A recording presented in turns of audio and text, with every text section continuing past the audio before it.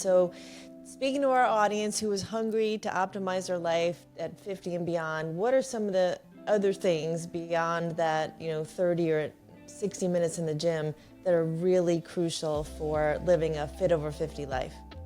Yeah, so like I said, Kelly, it comes down to the big three: sleep, nutrition, and stress management.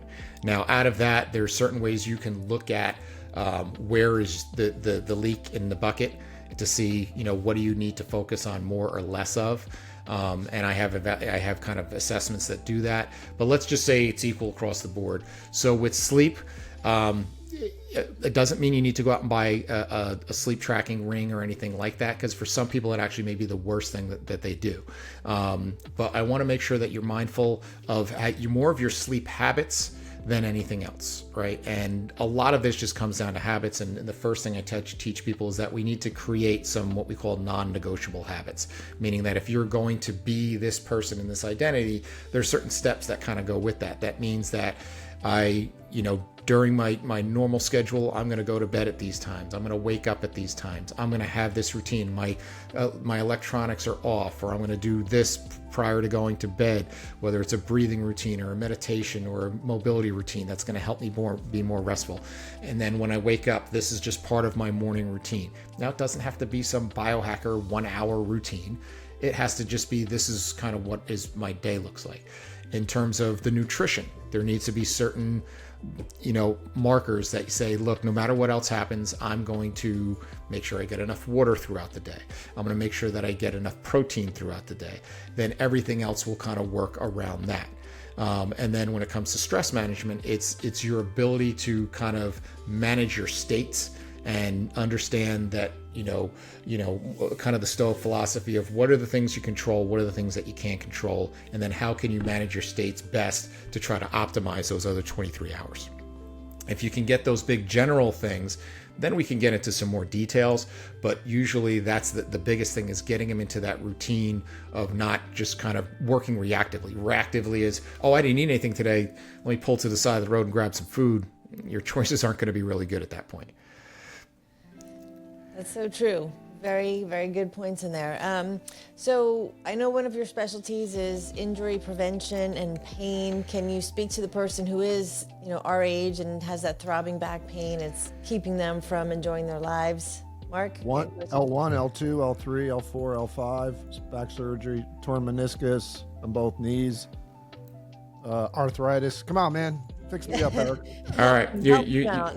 All right. You don't scare me, Mark. I've seen worse than that. So here's the high-speed jump rope too, by the way. So, but what are you going to do? Okay. So here's the thing is first understanding that you are not your diagnosis, and that I could see 5 different people with the exact same diagnosis who present 5 different ways. It's a very tricky thing in how we do that. And when people come in and they say, well, I have this disc herniation, I say, well, that disc herniation could be from a high school football game. Like, I don't know if that's necessarily your problem. And so what we want to do is we want to try to look for root causes, and we want to try to look for opportunities where we can make you better. So here's one of the big mistakes that my field made when they started to cross over, where a lot of people like myself were kind of working hand in hand with physical therapists, or a lot of times am the person that people come to when I've been to the PT, I've been to chiropractor and acupuncture, nothing has worked, and I'm kind of the last resort. Is a lot of people, what they started to make the mistake of was putting you into bubble wrap and saying, oh, well, you have this, let's just create this gentle fitness type of experience.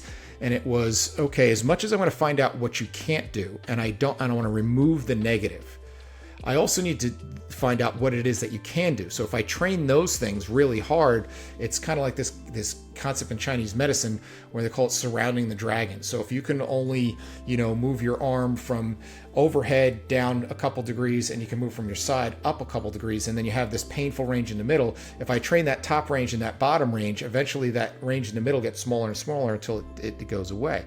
So I may find out that with your meniscus that lunging is a problem for you. Well, guess what? Don't lunge, and we'll find alternatives for that and other ways to strengthen you until we can teach you to lunge, and then find out, okay, your back prognosis doesn't necessarily tell me anything about what you can or can't do from a movement standpoint. So let's look. Can you touch your toes? Can you extend back? Can you rotate right to left? Can you side bend? Can you reach behind yourself with both hands?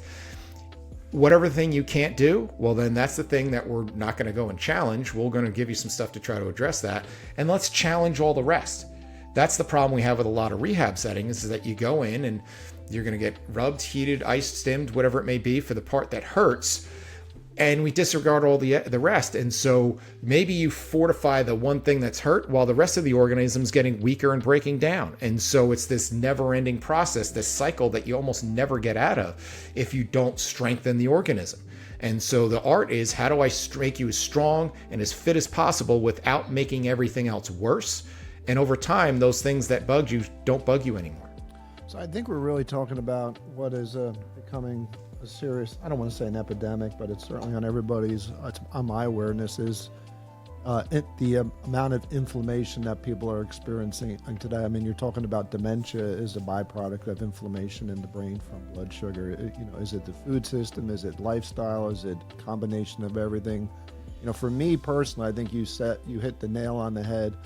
The only thing, and Kelly's seen me struggle through some pretty bad couple of months here in the last couple of months, where I'll be wiped out for 2 days because of inflammation and pain. The only thing that resets it for me is literally 24 hours of sleep. So sleep is probably the thing that I've struggled with the most. I don't know if anybody else who's watching or listening to this struggles with it, but it is basically, seems like it's a thing that can cure a lot of stuff that's taken place. I'm curious to what your thoughts are on inflammation, and also the thing they call infla-aging, I think, for the most part. Inflammation, yeah. So with that, the biggest thing that you'll see is a difference in terms of if I, had somebody who's at 30 versus 40 versus 50, is the recoverability, and realize that inflammation in and of itself is not a thing. It's part of it. It's a natural process. And so when we train, we create inflammation. Mm-hmm. And so that's a great thing, provided it's not too much. It's kind of like this Goldilocks, is that if it's not enough to stimulate change, it's not enough challenge. And if it's too much, then it creates this breakdown. So finding that sweet spot, and that's where you have to kind of look at all your dials. And what I mean by that is race car drivers going around, the track, and they have all these dials to kind of tell them when it's time to go and get a pit stop. Well, we're not really in tune with that as humans. We're, I joke, we're just kind of like carcasses with a floating head that just don't connect to any of this. And so we don't even, have the awareness to think about sleep or the quality of sleep. And, and so, the stats show a lot of people have some sleep issues. And sometimes that's surrounded, like I said, around habits. And sometimes they're not seeing the connections. That's where like a wearable device is very powerful, because they can see, I've had clients that never really realized until they got a whoop strap or an Oura ring or something like that, wow, if I have that glass of wine at 9 o'clock versus 6 o'clock, it completely changes my sleep. If I have something to eat a little too close to bed, completely changes my sleep. I kind of stumbled on this discovery because I've been kind of the guinea pig for everything that I've done with my clients, is that I found with a lot of wearables that when I would do a mobility routine, that I would actually have more restful sleep. Is that because maybe I'm not tossing and turning as much and I don't wake up as easily? Not sure, but I started experimenting with my clients, and sure enough, get them to do some deep breathing and mobility work before they go to bed, and they're not only falling asleep faster, but they're getting more restful sleep. And so you're setting yourself up for the ultimate reset, which is sleep. So inflammation is not bad in itself. It's when it's coming at you from all angles, whether you're getting it from your nutrition, you're getting it from poor training, you're getting it from stress, and then you're not letting it exit because you're not taking on either any active recovery strategies and you're poor sleeping. Well, then yes, it all kind of compounds and piles up.